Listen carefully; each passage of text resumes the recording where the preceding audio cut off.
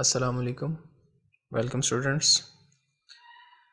Today is our fifth lecture of computer science from our textbook, and the chapter is Basics of Information Technology. And I am Mr. Aziz Sajid, lecturer in computer science, DPS and College Qusur. And today the topics we are going to cover in this lecture are input and output devices, which is already continued from previous lectures. And in that topic, a subtopic is source data entry devices. Okay, students, let's start. Input and output devices, basics of information technology. Source data entry devices. The devices are used for direct data entry to the computer systems are called source data entry devices.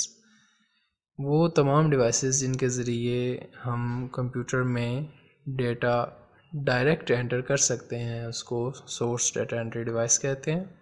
इसकी examples अभी हम देखेंगे. Some generally used data entry devices include barcode reader. Barcode reader के तरीके हम थोड़ी सी इसकी देखेंगे डिटेल. वैसे ये आपको मॉल्स में और बेकरीज वगैरह पे नज़र आते हैं. इसके मतलब अभी हम देखते हैं. दूसरे नंबर पे है MICR, magnetic ink character recognition. फिर होगा OMR, optical mark recognition. OCR, optical character recognition. Magnetic stripe cards, smart cards. इसके अलावा फैक्स मशीन को देखेंगे. Imaging system, audio input device, video input device और डिजिटल कैमरा. ये सभी सोर्स डाटा एंट्री डिवाइसेस हैं और इनके ज़रिए इंफॉर्मेशन या डेटा जो है अगर प्रोसेस्ड है तो इंफॉर्मेशन, और अगर अभी अनप्रोसेस्ड है तो उसको हम डेटा कहेंगे, वो डायरेक्ट सिस्टम्स में एंटर किया जाता है. कि स्टार्ट करते हैं पहले बारकोड रीडर से. सोर्स डाटा एंट्री डिवाइसेस में barcode reader. Barcodes are vertical zebra striped marks we find on most of the manufactured products in the market. ये बारकोड्स वर्टिकल या उर्दू में उसे हम अमूदी लकीरें कह सकते हैं. ये मुख्तलिफ़ प्रोडक्ट्स पे बनी होती हैं और एक प्रोडक्ट का जो बार कोड है वो उसका यूनिवर्सल प्रोडक्ट कोड भी कहलाता है. यानी एक ही प्रोडक्ट पे जो बार कोड होगा वो तमाम जगहों पे सेम होगा. वो जो आप ज़िब्रा स्ट्रिप्ड लाइंस देखते हैं, मार्क्स देखते हैं, वो जिस प्रोडक्ट का होगा उस प्रोडक्ट की तमाम प्रोडक्शन जो होगी उसी वर्जन की उस पे वो सेम होगा. This bar code system is also called universal product code. ये मैंने आपको बता दिया पहले. These are read by bar code readers.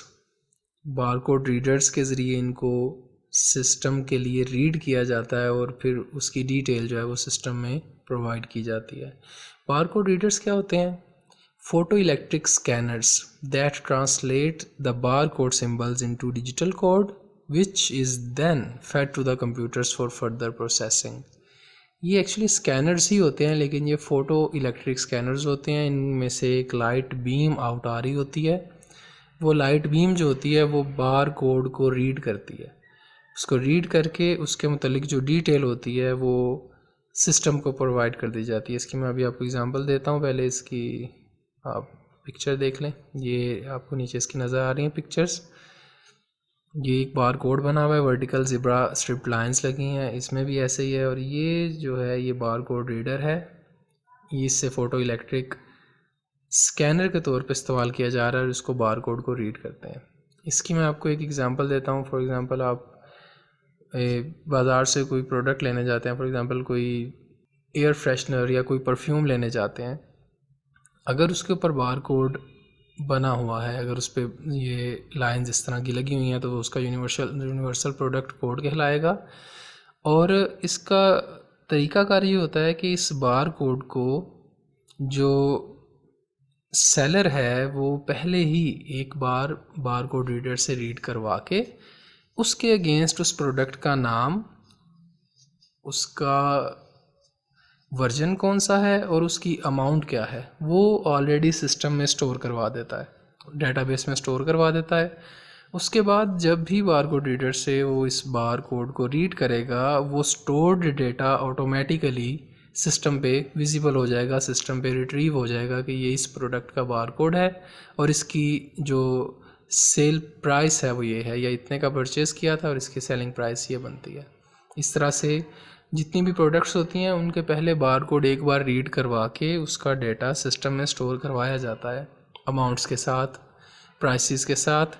उसके बाद जब भी आप उसको रीड करेंगे बारकोड रीडर से, तो वो उसकी डिटेल ऑटोमेटिकली विजिबल हो जाएगी या डिस्प्ले हो जाएगी सिस्टम पे। फॉर एग्जांपल जैसे आप बेकरी वगैरह पे जाते हैं तो जो भी प्रोडक्ट आप उनको पकड़ाते हैं उसको बारकोड से रीड करते हैं तो उसका डेटा ऑटोमेटिकली स्क्रीन पे शो हो जाता है। उसकी वजह यही होती है कि उस प्रोडक्ट का डाटा पहले से उनके डेटाबेस में एक बार स्टोर कर दिया गया होता है, इसलिए जितनी बार वो बारकोड रीड होता है उसकी डिटेल स्क्रीन पे दोबारा से शो हो जाती है और वो कैलकुलेशन में शामिल हो जाती है। जी नेक्स्ट देखते हैं। इनपुट एंड आउटपुट डिवाइसेस ही चल रही हैं। सोर्स डेटा एंट्री डिवाइसेस में दूसरा था MICR, magnetic ink character recognition. अब इसके देखें पार्ट हैं कि इसमें एक इंक इस्तेमाल होती है जो मैग्नेटाइज्ड है और करैक्टर रीड किए जाते हैं, करैक्टर्स को रीड करता है। इसको देखते हैं क्या होता है। A method of machine reading characters made of magnetised particles. ये मशीन करैक्टर्स को रीड करती है और वो उन करैक्टर्स को रीड करती है जिनको बनाने के लिए या प्रिंट करने के लिए मैग्नेटाइज्ड पार्टिकल्स इस्तेमाल किए जाते हैं जिनको वो मशीन रीड कर सके। MICR characters which are printed with magnetized ink are read by MICR equipment, producing a digitized signal which goes to the computer as data for further processing. जब MICR के जो करैक्टर्स होते हैं, magnetic ink के जो characters हैं, इनको इनके इक्विपमेंट या मशीन के ज़रिए जब रीड करवाया जाता है तो असल में वो करैक्टर्स रीड होके उसके अगेंस्ट जो डेटा स्टोर किया गया होता है, जैसे बार कोड रीडर का मैंने आपको बताया कि ऑलरेडी उसका डेटा स्टोर किया गया होता है, इसका भी डेटा स्टोर किया गया होता है। वो डेटा MICR इक्विपमेंट रीड करके उसको सेंट्रल डाटा को या सेंट्रल कंप्यूटर को सेंड कर देता है फर्दर प्रोसेसिंग के लिए। इसकी डिटेल देखते हैं। ये आपको नीचे एक चेक नज़र आ रहा है और ये इसके नीचे ये नंबर आपने चेक पे देखे भी होंगे, नीचे अकाउंट नंबर वगैरह लिखे होते हैं। एक्चुअली वो MICR होते हैं, मैग्नेटिक इंक करैक्टर रिकग्निशन। उनमें मैग्नेटाइज्ड इंक इस्तेमाल की जाती है।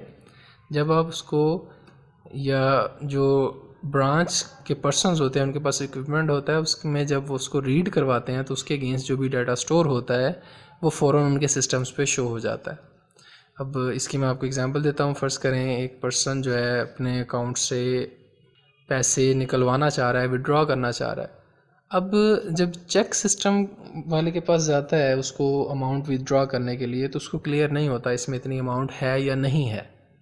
ऐसी सूरत में वो क्या करते हैं, उस चेक को MICR इक्विपमेंट में से एक बार गो थ्रू करवाते हैं, उसको उसमें से एक बार गुजारते हैं। उसके अगेंस्ट जो भी डाटा होता है वो स्क्रीन पे शो हो जाता है कि इस पर्सन के अकाउंट में इस वक्त इतने पैसे मौजूद हैं, वो उतने पैसों का चेक है तो उसको विड्रॉ करेगा, अगर नहीं है तो वो चेक वापस कर देगा कि आपके अकाउंट में इतने पैसे नहीं हैं। तो ये MICR की एक एग्ज़ाम्पल हो गई। इसके बाद है जी optical mark recognition. This system uses a light beam to scan input data to convert it into signals which are then sent to computer for processing. The most common examples are GRE, SAT and NTS tests. Optical mark recognition जो है matric class के बच्चे board के exams में देखते हैं। आपको answer sheets के लिए, जिसको आप बबल शीट भी कहते हैं, वो शीट दी जाती है कि इसके सर्कल फिल करें और उसके मतलब कहा जाता है कि ये मशीन के थ्रू चेक होनी है, ये चेकर्स ने चेक नहीं करनी। एक्चुअली उसका प्रोसेस क्या होता है, वो ऑप्टिकल मार्क रिकग्निशन होती है। आप जो मार्क्स लगा देते हैं, जो मार्क फिल कर देते हैं, सर्कल वगैरह फिल कर देते हैं, ऑप्टिकल मार्क रिकग्निशन डिवाइस जो होती है, इक्विपमेंट जो होता है, वो उसको फिर रीड करता है। उसको रीड करने का प्रोसेस क्या होता है कि आंसर्स के अकॉर्डिंगली जो करेक्ट आंसर्स होते हैं वो मशीन में स्टोर करवा दिए जाते हैं। अब जिन स्टूडेंट्स के या जिन पेपर्स का आंसर एग्जैक्ट वही मार्क हुआ होगा जो करेक्ट है, तो वो मशीन उसको काउंट करके उसका नंबर ऐड कर देगी, और अगर उसके अगेंस्ट होगा तो उसको ऑटोमेटिकली वो माइनस करके नंबर कैंसिल कर देगी। ये दो बाय डिफ़ॉल्ट मशीन्स दिखाई गई हैं जो ऑप्टिकल मार्क रिकग्निशन को सपोर्ट करती हैं और उसके मार्क्स को चेक करके उसकी कैलकुलेशन कर लेती हैं।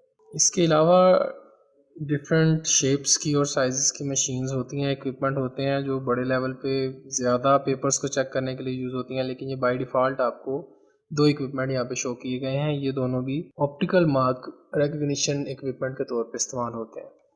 जी, नेक्स्ट देखते हैं input and output devices, source data entry devices. Next है OCR, optical character recognition. It uses a device that reads pre-printed characters in a particular font and converts them to digital code। ये already written characters होते हैं, already written एक ख़ास font में, जिसको उस OCR device के साथ कंपैटिबल किया गया होता है। ये उसी फॉन्ट में लिखे गए कैरेक्टर्स होते हैं जिनको वो डिवाइस रीड कर सकती है, और उसको रीड करके वो डिजिटल कोड में चेंज कर सकती है। इसकी आप एग्जांपल्स ऐसे भी देख सकते हैं कि अक्सर बुक्स ऐसी होती हैं जिनके ऊपर आप डिवाइस को मूव करें तो उसको रीड करने के साथ उसका साउंड, मतलब उसकी वॉइस आपको सुनाई देती है।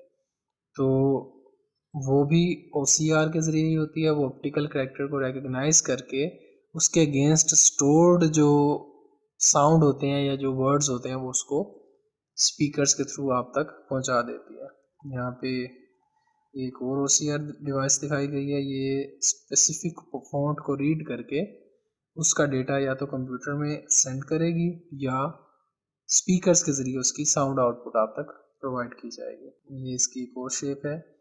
इसको यूज़ करने का एक स्पेसिफिक मेथड है कि आप जिस लाइन को या जिन कैरेक्टर्स को रीड कर रहे हैं एग्जैक्टली उसके ऊपर उसको ड्रैग करते जाएं, मूव करते जाएं, तो उसके अकॉर्डिंगली डिवाइस उसको रीड करती जाती है और उसको एज एन इनपुट सिस्टम में, कंप्यूटर में डेटा के तौर पे प्रोवाइड करती जाती है। उसके बाद आप उसको फर्दर प्रोसेस कर सकते हैं। नेक्स्ट है magnetic strip cards. Magnetic strip cards आपने देखे भी होंगे, अक्सर जो यूज़र्स घरों में देखते हैं एटीएम कार्ड्स के पीछे एक ब्लैक स्ट्रिप बनी होती है। असल में वो मैग्नेटिक स्ट्रिप होती है, उसमें उस कार्ड होल्डर का डेटा, अकाउंट डेटा वगैरह स्टोर किया जाता है। इसको देखते हैं। It has a strip of magnetically encoded data on its back. इन कार्ड्स की बैक साइड पे मैग्नेटिकली एनकोडेड डेटा स्टोर होता है। They are used for personal identification during driving in the stores and public places etcetera. यही cards जो हैं फिर personal identification के लिए कि अकाउंट होल्डर कौन है, यूज़र कौन है, ड्राइविंग लाइसेंसेस वगैरह पे और स्टोर्स वगैरह में भी इस्तेमाल होते हैं। क्रेडिट कार्ड्स पे, पब्लिक प्लेसेस पे भी हम इनको यूज़ कर सकते हैं।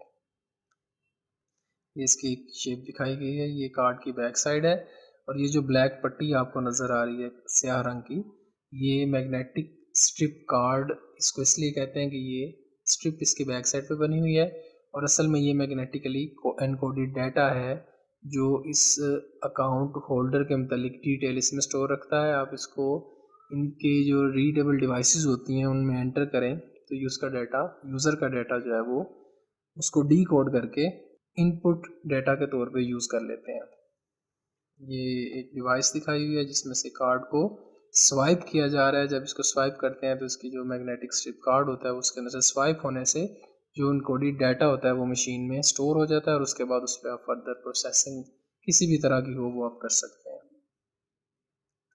नेक्स्ट क्या है? नेक्स्ट है स्मार्ट कार्ड्स।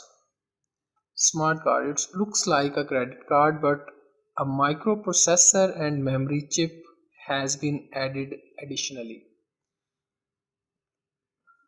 ये क्रेडिट कार्ड की तरह ही होता है लेकिन इस पे एक सिम कार्ड की जो चिप आपको गोल्डन कलर में एक स्केयर चिप उस पे लगी हुई नज़र आती है, वो भी इन कार्ड पे ऐड कर दी जाती है। अब जो न्यू CNICs बनते हैं जिनको हम स्मार्ट कार्ड्स कहते हैं उन पे भी ये चिप ऐड होती है।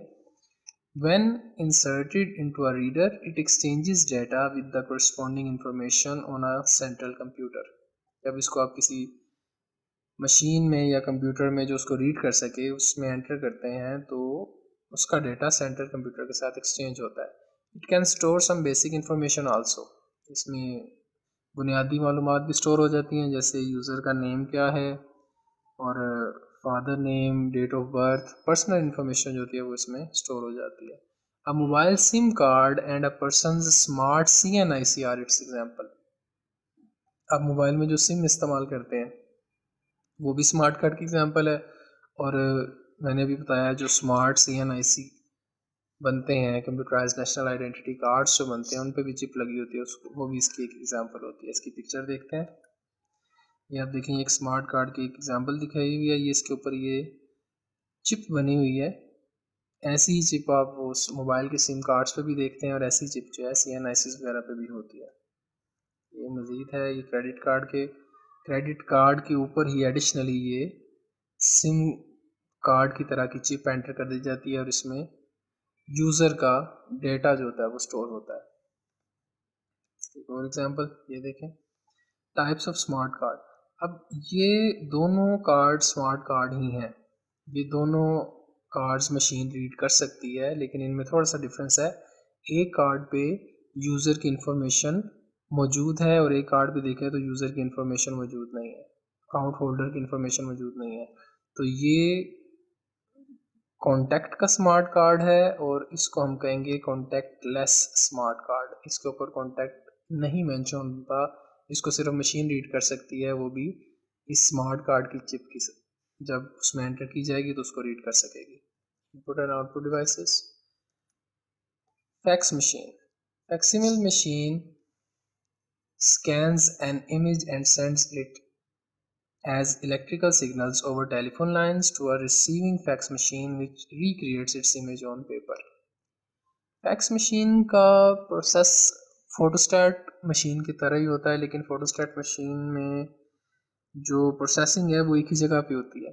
आप उसकी स्क्रीन के ऊपर जो उसके ऊपर फ्लैट बेड बना होता है उसके ऊपर आप पेपर रख देते हैं, वो उसी को स्कैन करके उसी का ही इमेज उसी मशीन में से पेपर पर प्रिंट करके आपको प्रोवाइड कर देती है। फैक्स मशीन थोड़ा सा काम इसी को ब्रॉड वे में करती है कि आपकी फैक्स मशीन किसी और जगह पड़ी हो सकती है, किसी और शहर में, किसी और मुल्क में पड़ी हो सकती है।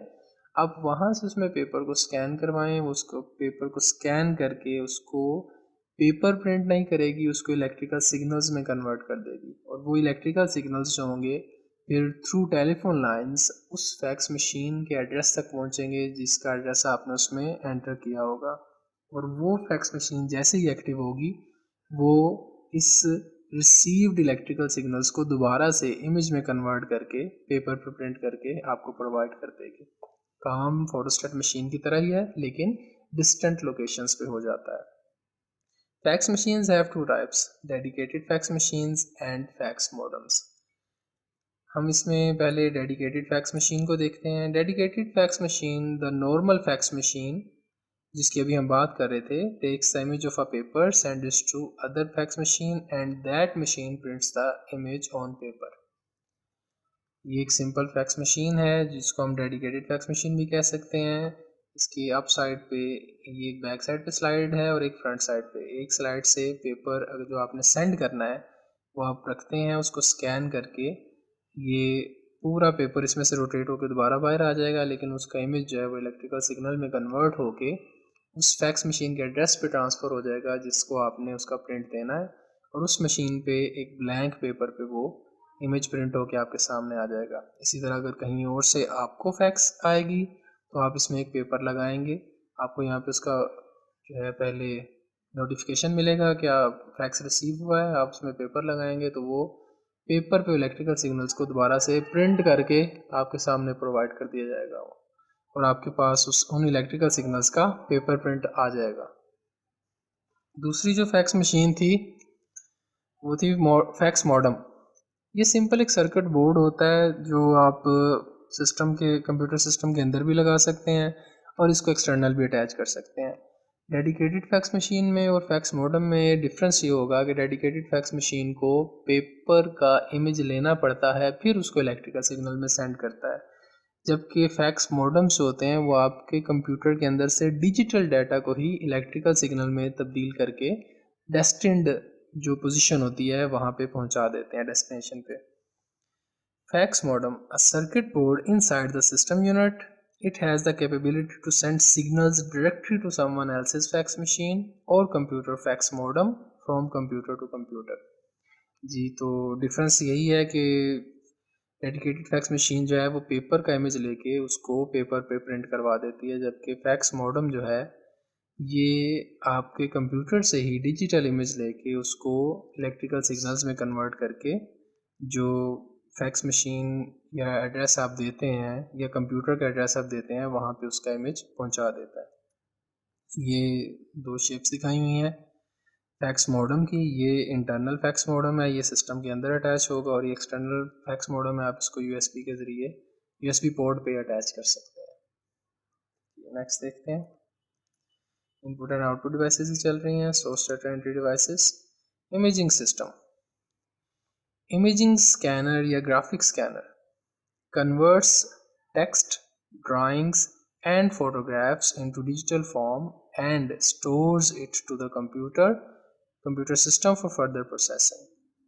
इमेजिंग स्कैनर जो होते हैं टेक्स्ट को या ड्राइंग को या फोटोग्राफ्स को डिजिटल फॉर्म में कन्वर्ट करके आपके कंप्यूटर में स्टोर कर देते हैं ताकि आप उसको फर्दर प्रोसेस कर सकें। The system scans each image अब कलर्ड भी हो सकता है या ब्लैक एंड वाइट भी हो सकता है, with light and breaks the image into light and dark dots or color dots which are then converted to digital form. जब आप इसको स्कैन करवाते हैं इमेजिंग स्कैनर के ज़रिए तो कलर्ड इमेज या ब्लैक एंड वाइट इमेज को लाइट के ज़रिए स्कैन करके उसको डॉट्स में कन्वर्ट कर दिया जाता है। ब्लैक एंड वाइट होगी तो उसको लाइट एंड डार्क डॉट्स और कलर्ड में कलर डॉट्स में कन्वर्ट करके उसको डिजिटल फॉर्म में सिस्टम में स्टोर कर दिया जाता है। This is also called raster graphics. इस प्रोसेसिंग को हम रास्टर ग्राफिक्स भी कहते हैं। रास्टर ग्राफिक्स का मैं मतलब आपको फिर से बता रहा हूँ कि आप किसी इमेज को स्कैन करवाते हैं स्कैनर के ज़रिए, इमेजिंग स्कैनर के ज़रिए, और इमेजिंग स्कैनर उस इमेज को हिस्सों में डिवाइड कर देता है, छोटे छोटे हिस्सों में। उन छोटे छोटे हिस्सों को हम सिंपली डॉट्स कह रहे हैं। कोई भी पिक्चर है उसका एक कोने से डॉट्स बनाने शुरू कर देगा और उन डॉट्स को फिर वो इलेक्ट्रिकल सिग्नल्स या डिजिटल फॉर्म में आपके कंप्यूटर में स्टोर कर देगा। इसको हम रास्टर ग्राफिक्स कहते हैं। Which refers to the technique of representing a graphic image as a matrix of dot. Matrix of dot का मतलब है डॉट्स को अरे में अरेंज कर देना, मतलब वर्टिकल और हॉरिजॉन्टल अरेंजमेंट में डॉट्स लगा लेना। इसको हम रास्टर ग्राफिक्स कहते हैं। इसका मैं आपको एक इमेज दिखाता हूँ। ये देखें, ये एक कंप्लीट इमेज है, ये कंप्लीट इमेज है, और इसके इस किनारे को यहाँ से बड़ा करके आपको दिखाया गया है, और इसमें देखें येलो लाइन और ब्लू लाइन, इनको डॉट्स में, अभी यहाँ पे आपको स्केयर्स में नज़र आ रहे हैं, इनको डॉट्स में चेंज कर दिया जाता है, और इस तरह पूरे का पूरा इमेज जो है वो डॉट्स में कन्वर्ट कर दिया जाता है, और पूरी image as a raster image आपके कंप्यूटर में स्टोर हो जाती है, डिजिटल फॉर्म में स्टोर हो जाती है। आप उस पर जो फर्दर प्रोसेसिंग करना चाहें वो आप इजीली कर सकते हैं। तो सोर्स डाटा एंट्री डिवाइसेस में इस चैप्टर में यही पार्ट्स है थे, इनको आप दोबारा से अच्छे से देख लें, समझ लें। कोई क्वेश्चन है तो आप मुझसे कर सकते हैं, व्हाट्सएप नंबर अवेलेबल है, और ध्यान से पढ़ें, समझने के लिए पढ़ें। एग्ज़ाम्स वो ऑटोमेटिकली अच्छे हो जाते हैं अगर आपने अपने सीखने के लिए पढ़ा है, तो आप अच्छे से सीखें। Wish you very good luck. आपसे नेक्स्ट लेक्चर में फिर मुलाकात होगी। टेक केयर, अल्लाह हाफिज़।